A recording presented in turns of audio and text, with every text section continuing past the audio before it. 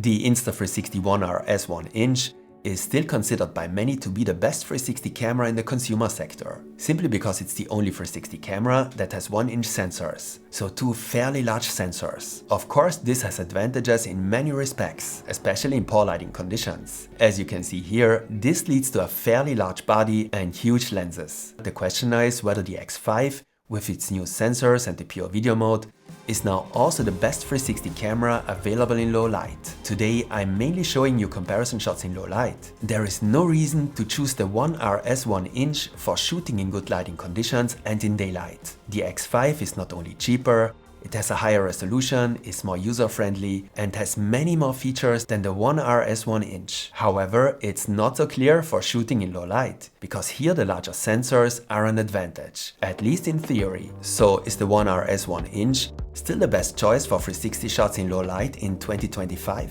Let's find out. Unlike the X5, the ONE RS 1" does not have a special shooting mode for low light. In general, it's a camera that is no longer quite up to date due to its very small display alone, but has nevertheless done a good job for many for a long time. And one thing you should be aware of when comparing low-light video recordings. Low light doesn't just mean recordings in the evening, but also recordings taken indoors in artificial light. I know that the ONE RS 1" is still used for this purpose by many real estate agents today. So for indoor shots of real estate, the low-light performance of older 360 cameras was often too poor for this purpose. What is noticeable in all these shots is that the X5 exposes the shots a little brighter. I took many of these shots in situations where it was already very dark, and I also always included movement. This is important to see how well the stabilization still works in low light, and also the extent of motion blur, because in order to let in more light, the automatic exposure control slows down the shutter speed. This allows the sensor to capture more light, but also results in more motion blur. The shots look more blurred,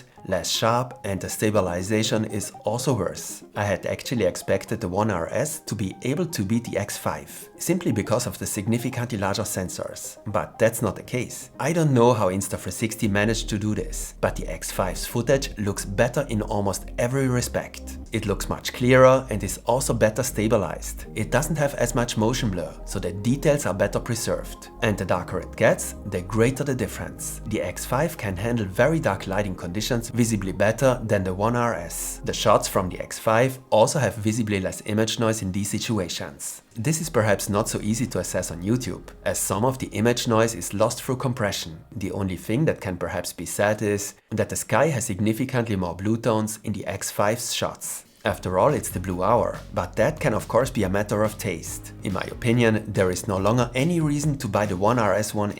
I would go for the X5 in any case, even if I had to take mainly indoor shots with the camera. In my opinion, an upgrade would also be worthwhile, especially for professional purposes. You can find a link to the Insta360 X5 in the video description, and if you use this link, you will also receive a free gift. So what do you think of these comparison shots? Are you surprised, or did you expect the X5 to be able to hold its own against the ONE RS in low light? Or maybe I'm looking at it the wrong way? Let me know in the comments. If you're interested in a detailed comparison with the X4, take a look at my corresponding video. And give me a like as feedback if this video was interesting for you. There will of course be more videos about the X5, so stay tuned and see you next time.